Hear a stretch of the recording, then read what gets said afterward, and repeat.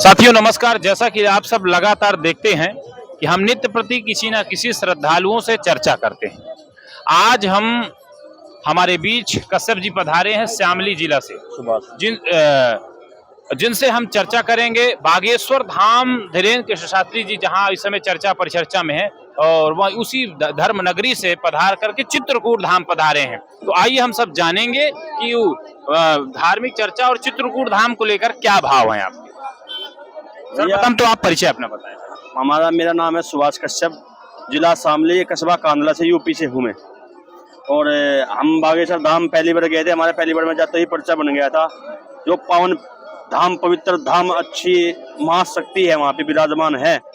और जो उन्होंने हमारे बारे में लिखा था, बताया था, वो सत्य था बिल्कुल। और अब भी हम बागेश्वर धाम गए थे तो ये हमारे बड़े भाई है, ये कहने लगे कि यहाँ ये कौन सा धाम है आपका, इस चित्रकूट धाम पे जाना है हमको। तो हम बोले भाई महाराज जी तो कल को आएंगे, चलो पहले चित्रकूट धाम पे घूम के आते हैं। अब यहाँ आगे ऐसा देखा तो हमारा जाने का मन ही नहीं कर रहा। ऐसे प्यार के आंसू अकेले तो ऐसे प्यार के आंसू छलक रहे आंखों से कि ऐसे दिख रहा कि बस यही समा जाऊं, इसी ही गंगा पवित्र धवन पे, राम जी के चरणों में ही। जैसे आप बागेश्वर धाम गए हैं, साउंड नहीं, तो आप जैसे वहां गए तो वहां पर जैसे कहते हैं कि पर्चा बनता है, जो लिख देते हैं वही उसमें आता है, वीडियो उसमें पर्चे में आता है। तो क्या ये आपने कुछ अनुभव किया, यह सच है? मेरे को शास्त्री जी ने सपने में दर्शन दिए थे। जब कहा था मेरे को सपने में दर्शन दे के बुलाया था, आओ तुम धाम आओ, हम तुम्हें कवच देंगे। और जब हम पहली बार गए थे, 3 साल से हम उनको वीडियो देख रहे थे, हम पहली बार गए तो हमारा जाते ही पर्चा बन गया था। और जो सपना में हमको कहा था वही कह के अनाउंसमेंट भी कह के सुभाष कश्यप कांदला से आए हैं, जिसको सपना में दर्शन दिए थे वो खड़े होके आ जाए। इतने हम उनके पास गए, इतने उन्होंने सारा हमारा इतिहास पर्चे में लिख दिया था। एक बात ये पूछनी थी हमें, जैसे कि आपने कहा कि पर्चे में नाम लिखा और इस प्रकार से हो गया, तो कितनी मतलब आप जैसे कुछ लोग कहते हैं कि नहीं वो अपने लोगों को ही बैठा लेते हैं, अपने लोगों से बुलवा लेते हैं, तो आप इसमें वास्तविक सच्चाई क्या? नहीं, बिल्कुल शक्ति है उनके पास। और बालाजी हनुमान जी की उन पे भरपूर कृपा है। और जो उनके दादा गुरु है, दादा गुरु, उनकी कृपा तो अलौकिक कृपा है। और जो उनके दादा गुरु के पिताजी है सन्यासी बाबा, उनकी तो वहाँ पे सिद्ध 46,000 शक्ति ऐसी है कि वहाँ पे संकट अपने आप ही खेलते जागे, ऐसी अद्भुत शक्ति है वहाँ पे। जब मैं पहली बार गया था तो मेरे हाथ सूज गए थे, मैं घबरा गया था, सूजने चाहिए थे, पैर पड़ गए, मैं करके हाथ घुस गए थे, हाथ मेरे सारे काले हो गए थे। पानी जैसे धोया ना मैंने, तो नकारात्मा जैसे निकल जाती है, जैसे टीवी में भूत दिखा देते, तो ऐसे मेरे अंदर से नकारात्मा निकल रही थी वहाँ से। अच्छा, तो क्या आप परेशान रहते थे? ऐसी कोई स्थिति मन में संकल्प था क्या कि जो बागेश्वर धाम में आपको? हाँ, हम परेशान रहते थे। हमें भी पता था हमारे घर में भूत बाधा है, पर लेकिन क्या करें, हम भी पूजा पाठ, अपनी बीमारी स्वयं नहीं कट सकती। तो इसलिए महाराज जी ने हमें सपना में दर्शन दिए थे। सपना में दर्शन दे के बुलाया तो हम गए। तो हमारा जो घर का विषय था वो सब उन्होंने पर्चे में लिख रखा था। शक्तियों पर आप विश्वास करते हैं? बिल्कुल करते हैं, शक्तियों पर विश्वास करते हैं कि या करने लगे? नहीं, करने वाले नहीं, करते हैं। हाँ। शक्ति, अगर सनातन धर्म नहीं है तो संसार नहीं है, अगर सनातन धर्म है तो संसार है। ये सब जितने भी धर्म है ये सनातन धर्म के पंथ है। जैसे कि एक पेड़ होता था, पेड़ की एक ये डाली होगी, ये डाली होगी, ये डाली, बाकी जड़ तो सनातन धर्म ही है। मतलब तो मेरा ये कहना है, जैसे करोड़ों लोग थे, हाँ। करोड़ों के बीच से उन्होंने कहा है आपका नाम जैसे किया, तो क्या अर्जी के लिए मतलब आपने कुछ कागज इत्यादि, टोकन इत्यादि लिया था या डायरेक्ट आपका नाम बुलाया गया? हमारे को तो उन्होंने पहले जब हमें पहले दिन गए थे 21 मार्च को, तो उन्होंने हमारे को तो लाखों आदमी से देख से ही पहले ही पहचान लिया था। वैसे ही हमारे लिए तो दरबार भी बाहर सड़क पे लगा दिया था उन्होंने। जब हम रोते हुए आए तो ऐसे कर रहे थे 1 लाख आदमी में हमारी तरफ को कि दरबार यहीं लगा दे, मगर यहीं लगा दे, गर्मी नहीं लगेगी मगर नहीं लगेगी महाराज जी। उन्होंने हमारे को तो पहले ही अनुभव कर लिया था कि बच्चा आ चुका है दरबार में। जब हमने कांदला में कहा था सबको, भाई शास्त्री जी हमको सपना में दिखिए, दर्शन दे के बुलाए है, तो बोले कुछ नहीं यार, ये सब ढकोसलेबाजी है, कोई शास्त्री बात। जब हम दर्शन करके गए और हमारी अर्जी मिली, पर्चा लेके गए, तो यूट्यूब पे चल रहा भी हमारी जो बात है उन शास्त्री सोचे यूट्यूब पे चल रही है, तो लोग आश्चर्य रह गए थे। अब की बार इसलिए हमारे पास 5 आदमी आए, मेरे साथ 5 आदमी आने थे। दर्शन हुआ?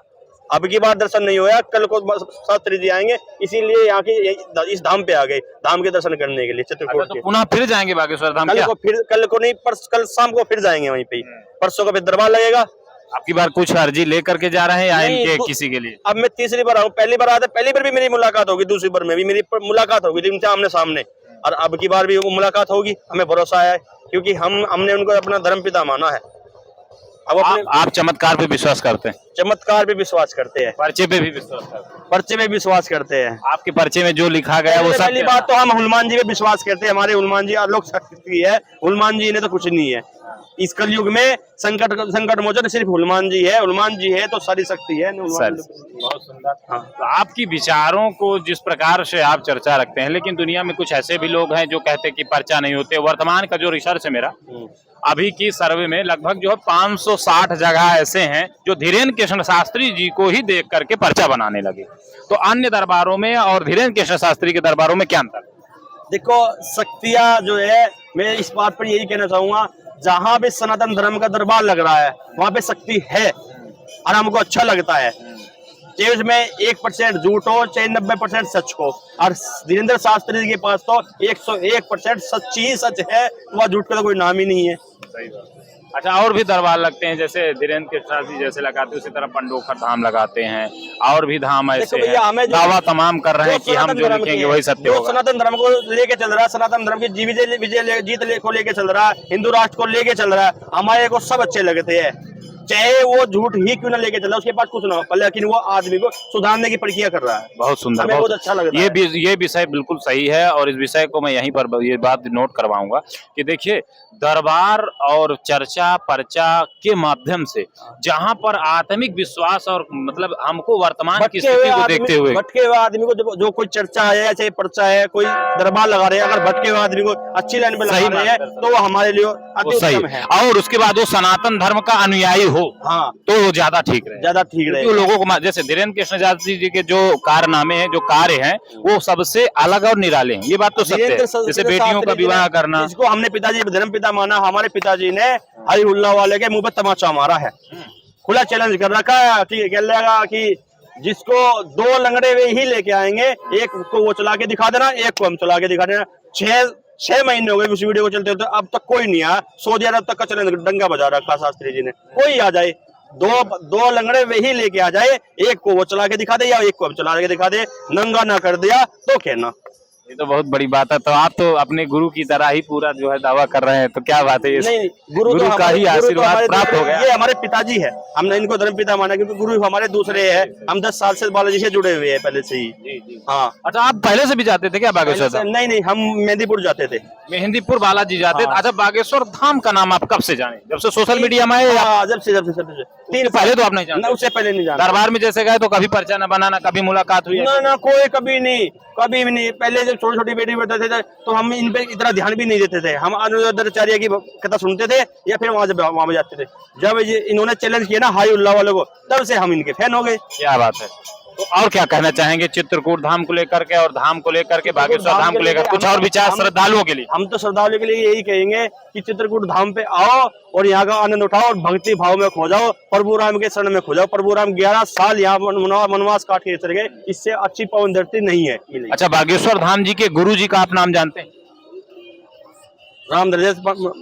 जगत गुरु स्वामी श्री रामभद्राचार्य जी। हाँ, वो चित्रकूट धाम में ही रहते हैं। उनसे ही मिलने आए, उनसे मिलके ही हम जाएंगे कल को। अच्छा, आप उनके गुरु जी से मिलके जाएंगे? हाँ। अपने गुरु के गुरु से मिल? हाँ, बस उनके चरण मिल जाए, बात भी ना हो जाए, दूर से दर्शन हो जाए, वही काफी है हमारे लिए। तो हम तो ये सोचेंगे कि हमारे हनुमान जी अपने रूप देते, हमारे हनुमान जी को दर्शन हो गए हमारे, बस और क्या। चलिए, बहुत अच्छी बात है, अगर बड़ी अच्छी मिल गए तो हम धन्य हो जाए। अच्छा, चित्रकूट धाम आए, चित्रकूट धाम आपको कैसा लगा? बहुत अच्छा लगा। जब से यहीं पे नहाने के बाद भी हमने तो कभी 20-22 गोते कभी मारे नहीं, गई गंगा में नहीं मारे, पर लेकिन यहाँ पे 20-22 गोते मारने लगा था।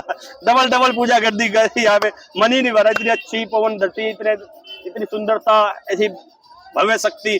और सामने जब यहाँ आरती हो रही थी, सामने नारायण जी बैठे थे, तो हम तो उनके चरणों में खो रहे थे बस। अच्छा, आपका वेशभूषा भी बिल्कुल व्यवस्थित तरीके से उनकी ही तरह, जैसे मतलब हम अनुयायी। हमारा ध्येय ये है कि हमने प्रण लिया है कि हम जब तक हमारे शरीर में सांस रहेगी, ये रोम हमने हनुमान जी को अपने दान कर दिया है। उनको जो वे कहेंगे वो होगा। घर हनुमान चालीसा पहुंचाने का हमारा ध्येय है। तो इसलिए हम बागेश्वर धाम से सिर्फ एक बार आशीर्वाद यही लेने आए थे, शास्त्री जी हमें ऐसा आशीर्वाद दो कि हमारी आपकी झोली में तो सन्यासी बाबा का जालमाल है, आप हमारी झोली में हनुमान जी का जालमाल डाल दीजिए, बस आशीर्वाद दे। बहुत बहुत बहुत बहुत धन्यवाद, बहुत बहुत आभार। बीच में हमारे परम मित्र आ गए हैं, तो कुछ क्षण के लिए हम थोड़ा सा वो करेंगे। आप भी कुछ कहना चाहेंगे? हाँ, आपका विशेष रूप से बना लीजिए, बंद कर दीजिए।